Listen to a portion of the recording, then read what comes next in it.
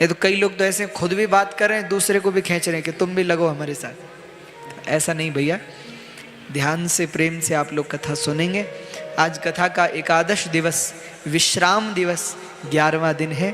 और सौनक जी ने प्रश्न किया है, हे सूत जी, भगवान शंकर के कौन कौन से अवतार हैं?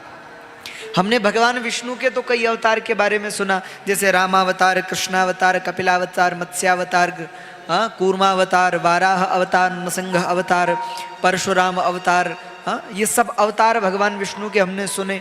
लेकिन भगवान शंकर के भी क्या कोई अवतार हैं? और अगर हैं तो उनके विषय में आप हमें बताइए। तब यहाँ मुस्कुराते हुए सूत जी कहते हैं, ऋषिवर, भगवान शंकर ने भी अनेक अवतार धारण किए हैं। उनमें से भगवान शंकर के 5 रूप विशेष हैं। शंकर जी के जो है ना 5 सिर हैं। जब आप और हम रोज आरती करते हैं, कथा के बाद क्या कहते हैं? एकानन चतुरानन पंचानन राजे, भोले पंचानन राजे। एकानन, एकानन कौन है? तो भगवान विष्णु एकानन है। चतुरानन कौन है? तो ब्रह्मा जी चतुरानन है। और तीसरे हैं पंचानन। पंचानन कौन है? पंचानन यानी 5 सिर वाले। भगवान शंकर के 5 सिर हैं। और आपको जानकर प्रसन्नता होगी कि हनुमान जी के भी 5 सिर हैं। हनुमान जी भी पंचमुखी हैं और शंकर जी भी पंचमुखी। शंकर का है, उसका नाम है सद्योजात, फिर है ईशान, फिर है अघोर, फिर है तत्पुरुष और फिर है वामदेव। शंकर जी के ये 5 मुख, वामदेव और तत्पुरुष, ये उसका नाम है गृहपति अवतार। इस अवतार में भगवान के पिता हुए श्री विश्वानर जी और उनकी माता हुई मां सुचिस्मती जी। मां सुचिस्मती के गर्भ से भगवान ने गृहपति अवतार धारण किया। दूसरा अवतार जो भगवान शंकर का है वह है यक्षेश्वर अवतार। यक्ष के रूप में भगवान ने अवतार लिया। क्यों अवतार लिया यक्ष के रूप में? तो बोले, जब देव और दानवों ने मिलकर समुद्र मंथन किया, तो समुद्र मंथन के बाद जब देवताओं और असुरों को अमृत की प्राप्ति हुई, तो देव और दानवों में कलह हो गया।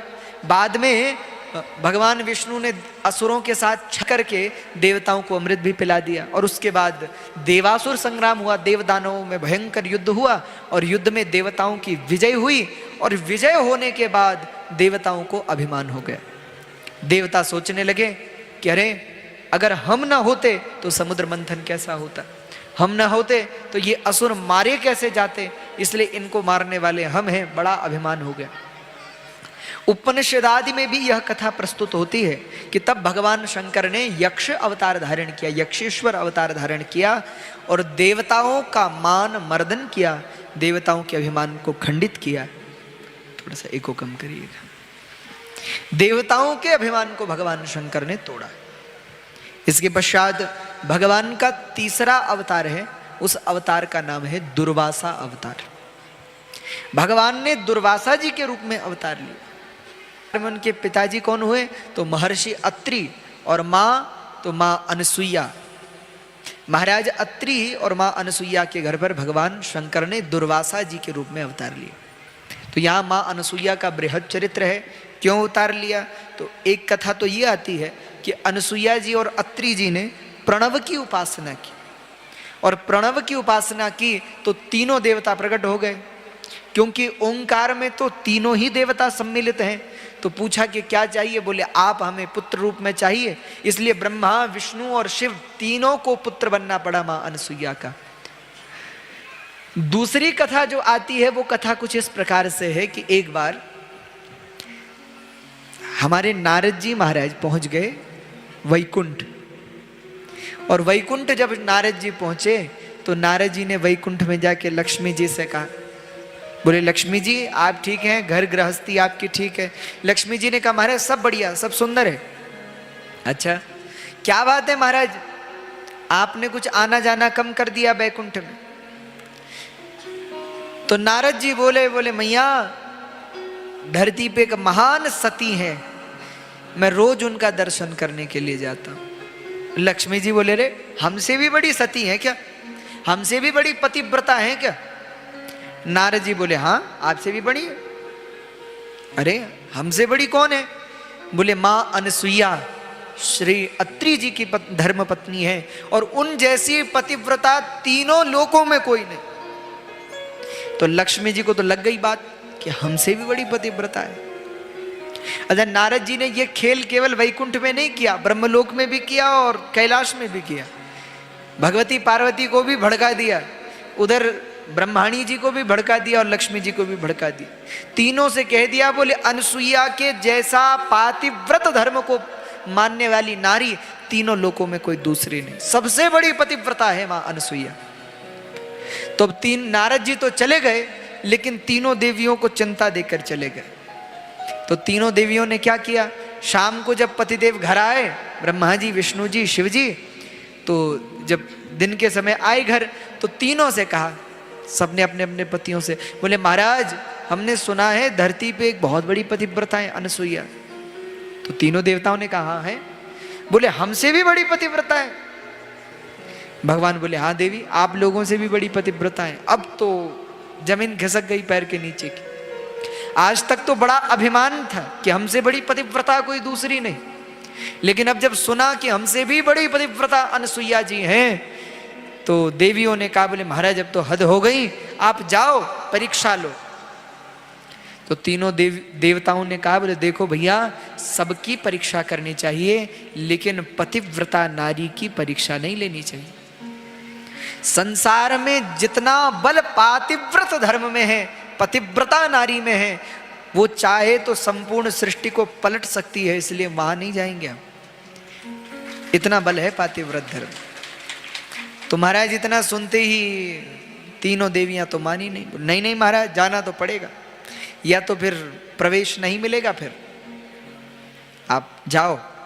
तो तीनों देवों को भेज दिया। अब तीनों देव जब निकले तो रास्ते में मिल गए। अब ब्रह्मा जी ने शिव जी से, शिव जी ने विष्णु से, तीनों ने एक दूसरे से पूछा, बोले आप कहाँ? तो तीनों ने कहा, बोले अनसुईया जी के यहाँ। अरे अरे हम भी वहीं जा रहे हैं। दूसरे ने कहा हम भी वहीं जा रहे हैं। अरे तो बोले फिर अलग अलग क्यों जा रहा है, एक साथ चलते हैं परीक्षा लेने, एक से भले दो, दो से भले तीन। तो त्रिदेव चल पड़े मां अनसुईया की परीक्षा लेने के लिए। कहते हैं जैसे ही मां अनसुईया के पास पहुंचे परीक्षा लेने के लिए, तो क्या परीक्षा ली, तो तीनों ने महात्माओं का रूप बना लिया, ब्रह्मा जी, शिव जी और नारायण। और महात्मा का रूप बना करके मां अनसुईया की कुटिया में आए, जोर से आवाज लगाई, बोले भिक्षाम देहि माता भिक्षाम देहि। तो जैसे ही भिक्षा की याचना की आवाज लगाई, तो अनसुईया जी तुरंत जो कुछ था घर में वो लेके बाहर आए, महाराज लीजिए लीजिए। तीनों देवता बोले, बोले हमें ये नहीं चाहिए भिक्षा में। अरे तो महाराज बताइए क्या दूं आप? देवी हमें बड़ी भूख लगी है, भोजन करा दो। महाराज ये सौभाग्य हमारा, बिल्कुल आइए। अब तीनों देवता बैठ गए, अनसुईया जी ने भोजन परोस दिया, थालियां लगा दी। अब जब भोजन परोस दिया तो कहा कि अब करिए भोजन शुरू करो। अब त्रिदेव तो आए ही थे परीक्षा लेने के लिए, तो मां से कहा कि ऐसे हम भोजन नहीं करेंगे। तो बोले यदि आप निर्वस्त्र होकर हमें भोजन कराओ तब करेंगे। मैया ने कहा भाई ऐसे कैसे? अब बोले महाराज ऐसा तो नहीं हो सकता। बोले नहीं हो सकता तो हम चले। अब मां अनसुईया मन में विचार करने लगी कि अगर मेरे द्वार से अतिथि खाली, देखो जिस घर से जिस घर से अतिथि खाली हाथ लौटते हैं या याचक खाली हाथ लौटते हैं, वो उस घर के पुण्य अपने साथ लेकर के जाते हैं और अपने पाप उस घर में छोड़कर जाते हैं। इसलिए आपके घर में कभी भी कोई भी आए, कोई मांगने वाला, कोई भी याचक आए, आपके पास कुछ ना हो कुछ अन्न दे दो, अन्न ना हो धन दे दो, धन ना हो वस्त्र दे दो, वस्त्र ना हो तो पानी पिला दो। पानी की तो कमी नहीं पहाड़ों में। और पानी भी ना हो, इतनी सूखा पड़ जाए महाराज की पानी ना हो, तो कम से कम 2 मीठे शब्द बोलकर बिठा दो। ये नहीं कि निकल जाओ निकल जाओ, ऐसा नहीं। देखो अतिथि का सम्मान होना चाहिए। जो लोग अतिथि का सम्मान नहीं करते वो वास्तविक रूप से भगवान का ही तिरस्कार करते। अतिथि तो भगवत स्वरूप है, अतिथि का सम्मान होना चाहिए। और माताओं आप लोग घरों में रहती हो, आप लोग एक कार्य किया करो, आपके घर में कोई भी आए, कोई खाली हाथ, कोई भूखा ना जाए घर से। कोई भी आए, प्रयास करो घर में जो आए, कुछ नहीं थोड़ा सा भी जो कुछ हो उसे खिलाकर उसे देकर फिर घर से भेजो। हाँ, जो ऐसा करते हैं उनके घर में साक्षात लक्ष्मी जी का वास होता है। हाँ। अब मां अनसुईया चिंता में पड़ गए, अरे महाराज ऐसा तो नहीं कर सकते। बोले फिर हम चले। अरे महाराज ऐसा मत कहो, आप भोजन पालो, कुछ प्रसाद पालो। बोले नहीं नहीं नहीं नहीं, फिर हम कुछ नहीं करेंगे। अब मां अनसुईया चिंता में पड़ गई तो नेत्र बंद करके सोचा, बोली कोई सामान्य लोग नहीं दिखते, कौन है? तो आंख बंद करके ध्यान लगा कर देखा, पतिव्रता, महान पतिव्रता मां अनसुईया। समझ गई ये तो तीनों देवता ही हैं, ब्रह्मा विष्णु और शिव ही हैं। तो मां अनसुईया ने कहा ठीक है महाराज आप बैठो, हम भोजन कराते हैं आपको। तो तीनों देवता बैठ गए। मां अनसुईया ने हाथ में जल लिया, क्योंकि तीनों देवताओं ने सोचा था कि यदि हम भूखे चले गए तो भी इनका पतिव्रत धर्म टूट जाएगा, और यदि इन्होंने भोजन कराया तो फिर निर्वस्त्र होकर तो भी पतिव्रत धर्म टूटेगा, क्या करें। लेकिन भगवती अनसुईया ने हाथ में जल लिया, अपने पातिव्रत धर्म का स्मरण किया। बोले अगर मैंने आजीवन पतिव्रत धर्म का पालन किया है तो ये जो तीनों ऋषि यहाँ बैठे ये 6-6 महीने के बालक हो जाए। और जैसे ही जल छींटा तो ब्रह्मा विष्णु और शिव को 6-6 महीने का बच्चा बना दिया, बालक बना दिया। अब जब 6-6 महीने का बालक बना दिया तो अब तुम्हारे भोजन तो छोड़ो, माँ ने तो गोद में बिठाकर दूध पिलाया, हाँ, अपने हाथ से खिलाया, छोटे छोटे बच्चे हो गए। अब तो बढ़िया पालने में सुला दिया ब्रह्मा विष्णु और शिव जी को। बताओ, जो पूरे संसार को चला रहे हैं, भगवती अनसुईया ने अपने पतिव्रत धर्म से उनको 6-6 महीने का बालक बनाया। अब अत्रि जी आए, अत्रि जी ने पूछा महाराज जी देवी ये बच्चे किसके हैं? बोले महाराज हमारे हैं। अच्छा ठीक है। अब अत्रि जी जानते हैं कि अनसुईया तो महान पतिव्रता है, कोई बात होगी, तो अत्रि जी मुस्कुरा कर चल दिए। अब जब बहुत दिन बीत गए, अब माँ तो रोज बच्चों को खिलाए बढ़िया, सुलाए बढ़िया, देख रेख करे। जब बहुत दिन हो गए और तीनों देवता नहीं लौटे, ब्रह्मा जी विष्णु जी शिव जी, तो तीनों देवियां परेशान हो गई। बोले पतिदेव गए तो थे परीक्षा देने लेकिन लौटे नहीं। तो नारद जी को ढूंढने लगी, बोले हो ना उनका ही कुछ किया धरा है। तो नारद जी को ढूंढा, बोले महाराज हमारे पति कहाँ हैं? नारद जी ने कहा भाई हम क्या जाने आपके पति कहाँ हैं, आपको पता होगा। अरे बोले महाराज आपने हमें ऐसा ऐसा सिखा दिया, हमने उन्हें भेजा था और वो अब तक लौटे नहीं। तो नारद जी ने कहा बोले वहां चली जाओ, 6-6 महीने के बच्चे बनकर पालने में झूल रहे हैं तीनों देवता। तब तो तीनों देवियां माँ भगवती अनसुईया के गृह में पधारी। माँ अनसुईया को प्रणाम किया। अनसुईया मैया ने पूछा कि आप लोग कौन? अब क्या बोले तीनों देवियां कि हम कौन? तो बोले माँ हम आपकी बहुएं हैं। बोले अच्छा अच्छा आ जाओ आ जाओ। समझ गई मां अनसुईया कि तीनों देवियां आई, ब्रह्माणी लक्ष्मी और भगवती पार्वती है। तो तीनों को बुलाया।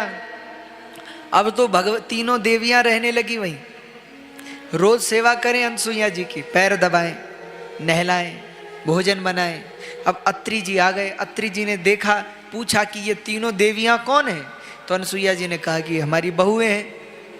अब अत्रि जी बड़े सोच में पड़ गए कि बालक तो 6-6 महीने के हैं और बहुएं महाराज तो बड़ी, लेकिन चलो कुछ होगा। अत्रि जी मुस्कुराए फिर चल दिए। अब तो रोज ऐसा कई दिन बीत गए, तीनों देवियां रोज मां अनसुईया के रात्रि में चरण दबाएं, हाँ अनसुईया जी के लिए भोजन बनाए, सब सेवा करें।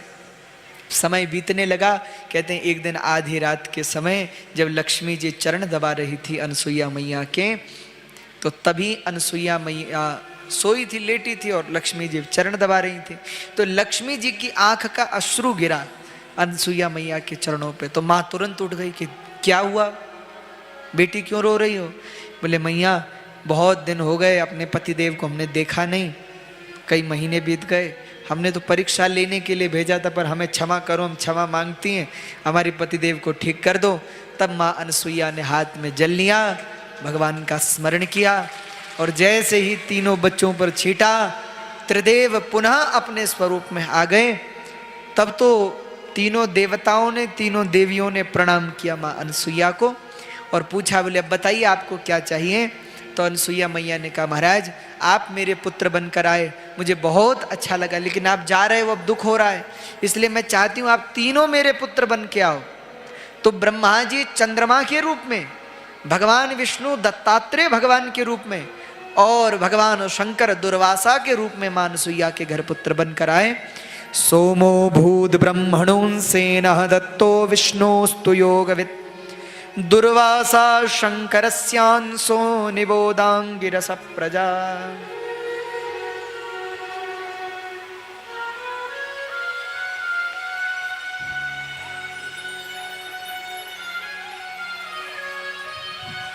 सोमो भूत ब्रह्मणोंसेन, ब्रह्मा जी चंद्रमा के रूप में उनके घर में जन्मे। भगवान विष्णु दत्तो विष्णुस्तु योगवित्, दत्तात्रेय भगवान के रूप में जन्मे। और दुर्वासा शंकर श्यांसो, श्री दुर्वासा जी महाराज के रूप में शंकर जी का प्रागट्य हुआ। इस प्रकार भगवान शंकर का तीसरा दुर्वासा नाम का अवतार सिद्ध हुआ। तो देखो पातिव्रत धर्म में कितना बल है।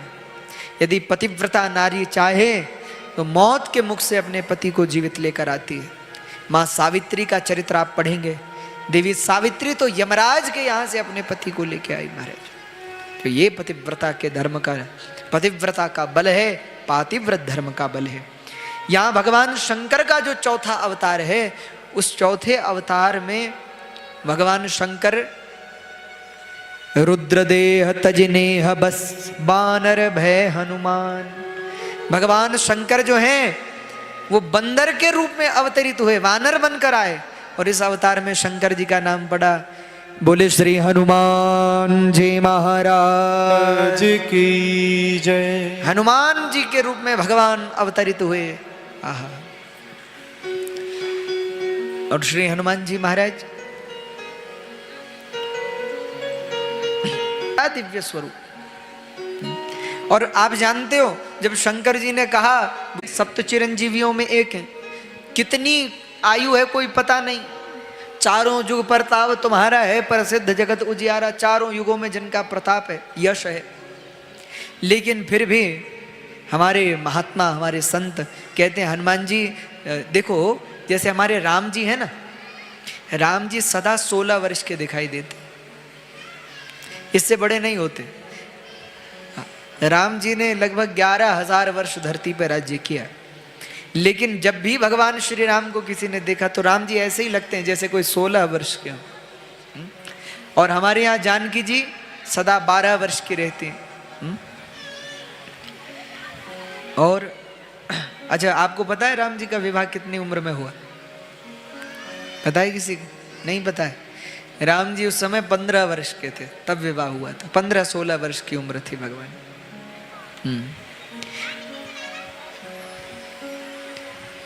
और भगवान विवाह के फिर 12 वर्ष तक अयोध्या में भी भगवान रहे। लगभग 27 वर्ष की उम्र में भगवान को वनवास हुआ, तब भगवान वन में गए। तो भगवान श्री राम का, तो राम जी सदा 16 वर्ष के रहते हैं, जानकी जी सदा 12 वर्ष की रहती हैं। और हनुमान जी तो वैसे हनुमान जी को तो महाराज उनका तो क्या कहें, लेकिन हमारे हनुमान जी महात्मा कहते हैं, बोले हनुमान जी भी सदा 12 साल के रहते, छोटे से। सदा 12 वर्षीयाम, सदा 12 वर्ष के। और संत तो बड़ा सुंदर गाते हैं। 12 वर्ष के वीर हनुमान, 12 वर्ष के वीर हनुमान, 12 वर्ष के वीर हनुंदा, भजो रामा कृष्णा गोविंदा, सिया हरि नारायण गोविंदा, भजो रामा कृष्ण गोविंदा, सिया हरि नारायण गोविंदा, सिया हरि नारायण गोविंदा, भजो रामा कृष्ण गोविंदा। तो हाथ में लड्डू, मुख में पान, 12 बरस के वीर हनुमान, श्री हनुमान जी महाराज। और हनुमान जी के लिए कहते हैं, हनुमान जी के पिताजी हुए केसरी जी, और हनुमान जी की माता जी का नाम था वीरम जानकी शोकनाशनम, वंदे लंका भयंकरम, गोष्पदी कृतवारीशम मशकी आञ्जनेयमतिपाटलाननं काञ्चनाद्रिकमनीय विग्रहं पारिजाततरुमूलवासिनं भावयामि पवमाननन्दनं महावीना राम जासूस आप बखाना, राम जासू जस आप बखाना। ऐसे श्री हनुमान जी मारे। आपको सुनाओ, एक बार क्या हुआ, जब सारे रावण रूवण को मारकर लौट आए भगवान अयोध्या, तो अयोध्या में क्या हुआ कि एक दिन जितने भी परिकर थे, सेवक थे राम जी के, सब पहुंच गए जानकी जी के पास। जानकी जी ने कहा भाई क्या हुआ? सबने कहा मां हद हो गई। अरे क्यों, हुआ क्या? बोले मैया बस क्या कहें, बोलने वाली बात मत कहिए, हम बहुत परेशान हैं, हम जा रहे हैं अयोध्या से। अरे अयोध्या से क्यों जा रहे हो, बताओ तो सही क्या बात? बोले मां हमें कोई, हनुमान जी कोई सेवा करने ही नहीं देते, सारी सेवा राम जी की अकेले करते हैं, हमें कुछ करने ही नहीं देते, हम करने जाएं तो तब तक तुरंत सेवा कर देते।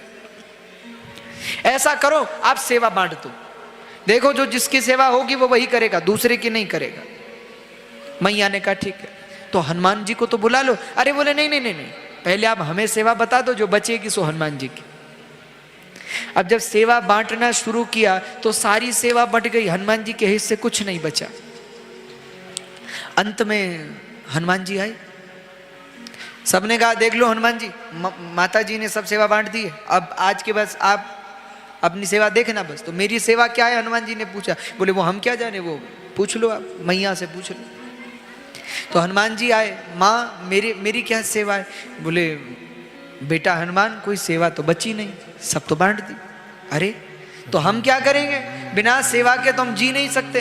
तो जानकी जी ने कहा एक काम करो, तुमको एक सेवा देते हैं, राम जी को जब जब आलस्य आएगा और राम जी जमाई लेंगे, तुम चुटकी बजाना। जैसे भगवान मुख खोलें जमाई लेने के लिए, तुम तुरंत चुटकी बजा देना। हनुमान जी ने कहा ठीक है ठीक। अब रात सभा लग गई, सब बड़े खुश थे कि चलो आज के बाद कम से कम सेवा तो मिलेगी, हनुमान जी का चक्कर तो छूटा। तो अब सेवा राज दरबार में शुरू हुई।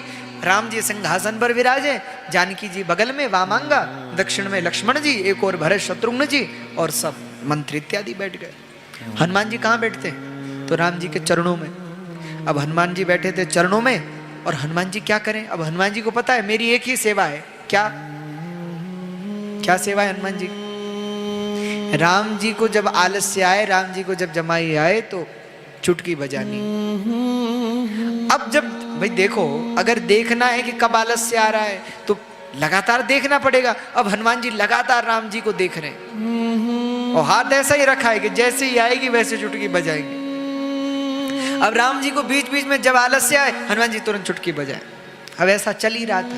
अब समस्या अब और गंभीर हो गई। क्यों? क्योंकि राम जी एक तरफ तो देखते नहीं, भाई मंत्री कुछ इधर भी बैठे, कुछ इधर भी हैं, कुछ सामने भी हैं। अब राम जी, मान लीजिए हनुमान जी इधर बैठे, अब राम जी कभी जब ऊपर वाले मंत्रियों की ओर देखें तो हनुमान जी सोचे कि कहीं अब राम जी का मुख तो दिख नहीं रहा, कहीं राम जी को जमाई आई तो हम चुटकी बजाएंगे कैसे? तो हनुमान जी छलांग लगाए ऊपर की तरफ, और फिर ये भी ना देखे, क्योंकि नजर तो राम जी की ओर है, छलांग मार रहे हैं ऊपर, तो ये भी ना देखे कि सामने कोई बैठा है, तो कभी किसी के सिर पे कूद पड़े, कभी इधर।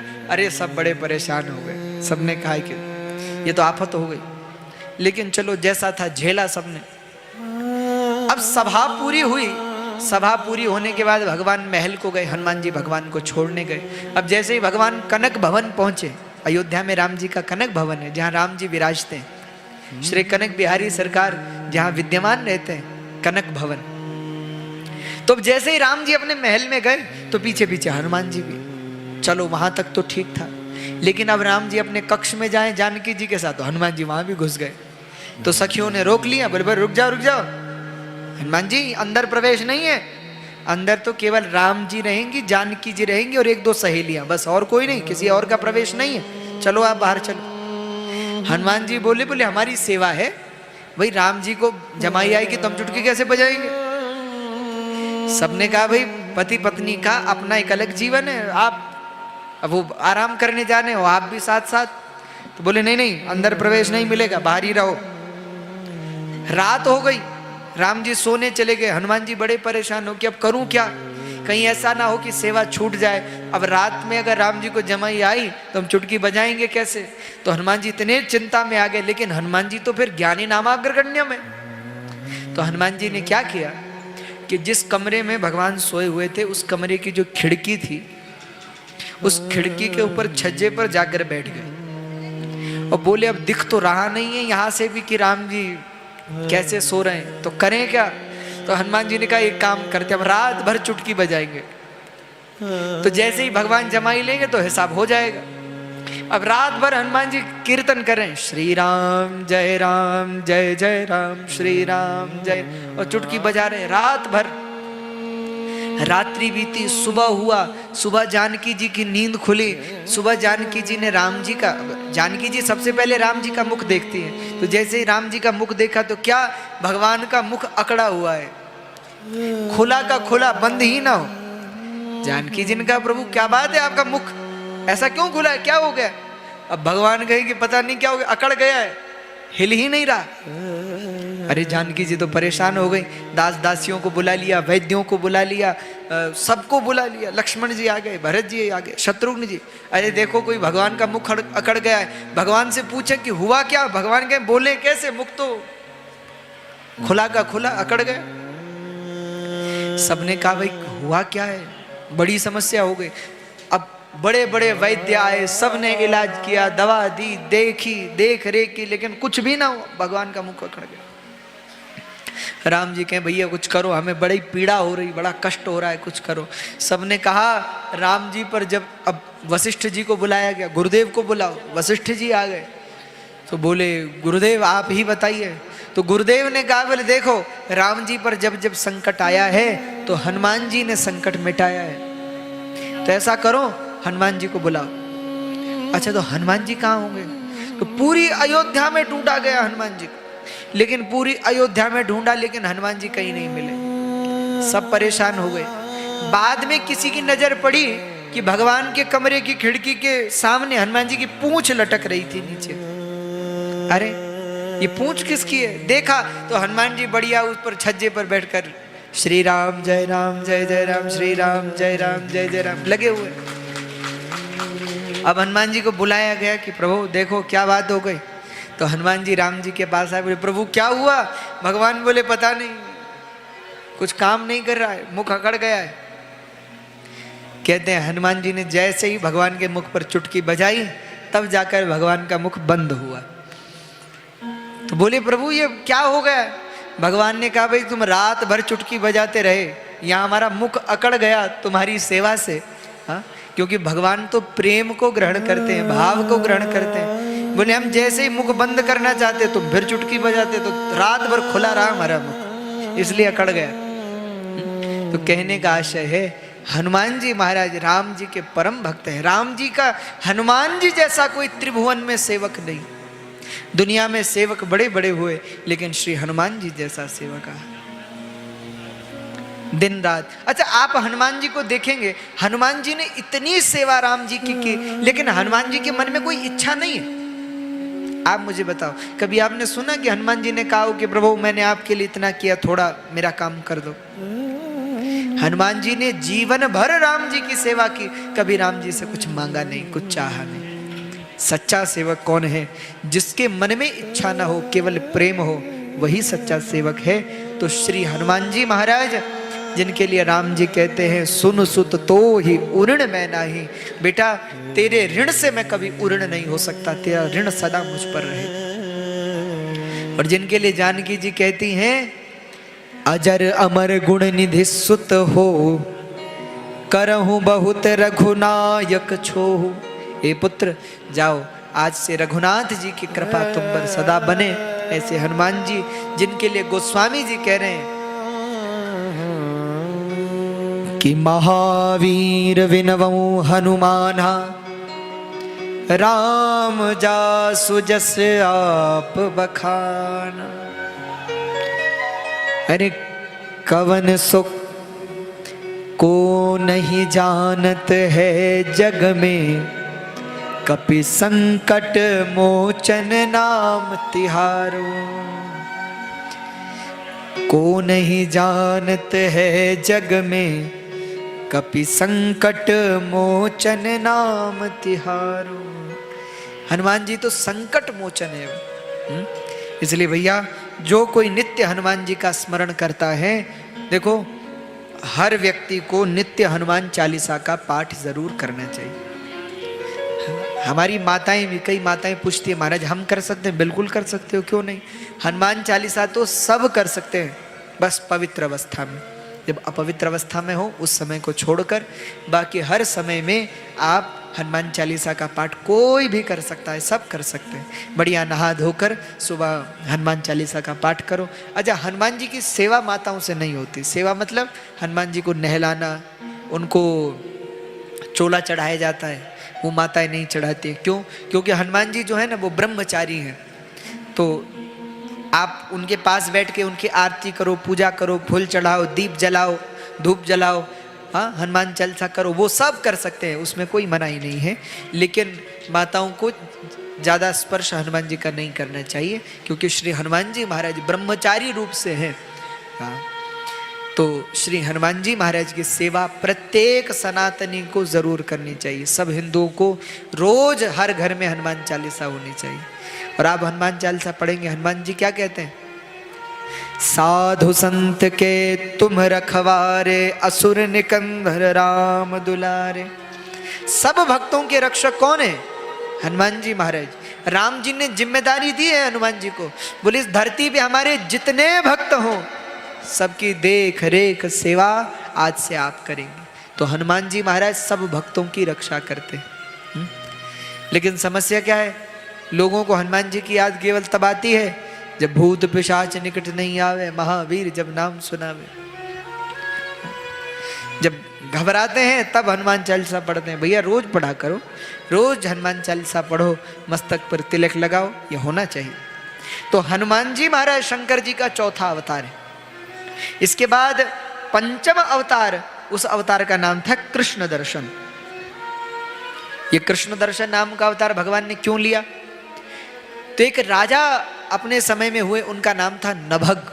तो नभग नाम के राजा के सामने भगवान ने ये कृष्ण दर्शन नाम का अवतार लिया। देखो भगवान भक्त के धर्म की परीक्षा लेते हैं, देखते हैं कि इसके अंदर विश्वास कितना पक्का है। कल आप और हम सब कथा में बैठे थे। कल यहाँ पूज्य जो महाराज जी पधारे थे, वो कल क्या कह रहे थे? वो कह रहे थे देखो संकल्प पक्का होना चाहिए। हम में क्या समस्या है? हमारा संकल्प बाद में बनता है, विकल्प पहले मिल जाता है। हम विकल्प पहले निकाल लेते हैं बचने का। हाँ? मान लो व्रत शुरू भी नहीं किया और लोग पहले पूछ लेते हैं महाराज जिस दिन व्रत छूट जाए उस दिन क्या करें? अरे क्यों छूटेगा, व्रत करो। लेकिन हम संकल्प बाद में करते हैं, पहले बचने का रास्ता ढूंढ लेते हैं। संकल्प मजबूत होना चाहिए। कहते हैं महाराज नाभाग के पुत्र हुए नभग। नभग के पुत्र हुए नाभाग। एक बार जो उनके पिताजी थे, उनके कई सारे पुत्र थे, ये नभग सबसे छोटे थे।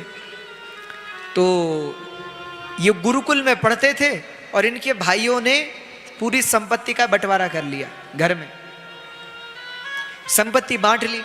और नभग जब वापस लौटे घर तो भाइयों से पूछा कि अब मेरे हिस्से में क्या आया? तो भाइयों को लगा था कि नभग लगता है महात्मा बनेगा, लेकिन वो महात्मा बने नहीं। वो घर आ गए कि भैया मेरा हिस्सा दे दो। अब भाई लोग बड़े चतुर थे, बोले नभग को हिस्सा क्या दें, क्योंकि सब तो बांट लिया। तो भाइयों ने क्या कहा? नभग के साथ छल करके कहा, बोले भैया तुम्हारे हिस्से में तो हमने पिताजी को रखा है, पिताजी तुम्हारे हिस्से में। सारी धन संपत्ति तो आपस में बांट ली और वृद्ध पिताजी नभग को दे दिए, बोले ये तुम्हारे। लेकिन नभग ने बुरा नहीं माना। नभग ने कहा ये तो मेरा सौभाग्य, पिताजी मुझे दे दी, बहुत बढ़िया, पिताजी ले ली। अब दिन रात पिताजी की सेवा करे। अब सेवा करे तो पिताजी ने कहा बेटा तेरे भाइयों ने तुम्हारे साथ छल किया है, लेकिन अब क्या कर सकते हैं, तुम कहो तो मैं उनसे कहूं। बोले नहीं नहीं पिताजी, मैं खुश हूं, मुझे कुछ नहीं चाहिए, मुझे आप मिल गए और क्या चाहिए। पिता से बड़ा धन, पिता से बड़ी संपत्ति क्या है, आप मिल गए बस। तो उनके पिताजी ने कहा बेटा देख, यहां से कुछ दूरी पर सप्तऋषि यज्ञ कर रहे हैं और यज्ञ में उनको एक मंत्र नहीं पता और बिना उस मंत्र के यज्ञ पूरा होगा नहीं।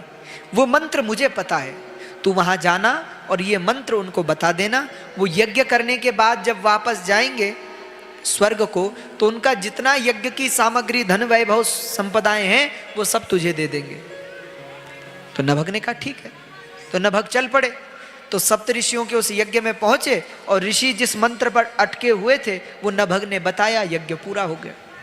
अब जब यज्ञ पूरा हो गया तो यज्ञ पूरा होने के बाद सप्त ऋषियों ने कहा कि ठीक है नभग, हम चले, ये आप रख लो जो कुछ है, क्योंकि हम तो ये लेके नहीं जाएंगे। तो सोना, चांदी, हीरा, मोती जो कुछ था वैभव वो सप्तऋषि छोड़कर चले गए और नभग उस सबको इकट्ठा करने लगे कि तभी भगवान शंकर ने नभग की परीक्षा के लिए अवतार लिया, ये कृष्ण दर्शन। बोले कृष्ण दर्शन भगवान की जय।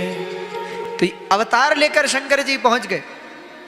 नभग से कहा नभग रुक जाओ, इसे कहां ले जा रहे हो, ये तो मेरा है। नभग ने कहा महाराज मेरे पिताजी ने कहा है ये मेरा है। कहते इतना सुनते ही भगवान शंकर बोले नभग, यज्ञ में बचा हुआ सब भाग रुद्र का होता है और ये मेरा है, और अगर तुम्हें भरोसा न हो तो अपने पिता से जाकर पूछ लाओ। तो नभग पिता के पास आए, बोले पिताजी ऐसी ऐसी बात, एक सज्जन कह रहे हैं कि यज्ञ में बचा हुआ भाग तो रुद्र का होता है, इसलिए ये मेरा है, तो अब क्या करूं। तो उनके पिताजी ने कहा कि बेटा बात तो उसकी सही है, यज्ञ में बचा हुआ भाग रुद्र का ही होता है। ठीक है पिताजी। देखो नभग चाहते तो आकर झूठ कह सकते थे, क्योंकि भगवान शंकर ने पूछा, बोले नभग ये बताओ क्या कहा तुम्हारे पिताजी ने। जो तुम्हारे पिताजी ने कहा हम वही करेंगे। अगर उन्होंने ये कहा कि ये तुम्हारा है तो हम चले जाएंगे, और अगर ये कहा है कि ये हमारा है तो तुम चले जाओ। तो नभग चाहते तो झूठ कह सकते थे धन के लिए, संपत्ति के लिए, लेकिन नभग सत्यवादी थे, पितृभक्त थे। तो हाथ जोड़कर कहा महाराज ये आपका ही है, मेरे पिताजी ने कहा है कि इस पर आपका अधिकार है, आप इसे ले लीजिए, मुझे क्षमा करिए, मुझे पता नहीं था। ऐसा कहकर नभग एक किनारे हो गए। तब भगवान शंकर अपने दिव्य रूप में प्रकट हो गए और नभग को आशीर्वाद देते हुए महादेव ने कहा नभग तुम धन्य हो, धन्य हो, धन के लिए भी तुमने असत्य भाषण नहीं किया। देखो जो लोग नित्य सत्य बोलते हैं सत्य ही उनकी जीवन में रक्षा करता है। तुमने सत्य बोला, इसलिए जाओ, आज से मैं तुम्हें अखंड राज्य का राज्य देता हूँ, संपूर्ण धरती का आज से तुम्हें राजा बनाता हूँ। ऐसा कहकर भगवान शंकर ने त्रिभुवन की संपत्ति नभग को दे दी और देकर भगवान शंकर अंतर्ध्यान हो गए। बोले शंकर भगवान की जय। देखो इसलिए जीवन में असत्य नहीं बोलना चाहिए। सत्यनारायण भगवान की कथा में भी आता है ना, जब साधु ने पूछा कि महात्मा ने पूछा कि नाव में क्या है, तो बोले महाराज नाव में तो फूल प्रसाद है, और धन से भरी नाव भी पुष्पादि में परिवर्तित हो गई। इसलिए देखो जीवन में कभी असत्य भाषण नहीं करना चाहिए। संकट की घड़ी में भी सदा सत्य का ही अनुसरण करना चाहिए, सदा सत्य बोलना चाहिए। तो यहाँ भगवान ने कृष्ण दर्शन नाम का पंचम अवतार लिया। इसके बाद जो छठा अवतार है भगवान का वो है अवधेश्वरा अवतार। ये अवतार कौन सा है जिसके विषय में आपने कल सुना कि जिन भगवान शंकर के सामने देवताओं ने, इंद्र ने उन्हें मारने का प्रहार किया, तब शंकर जी के तीसरे नेत्र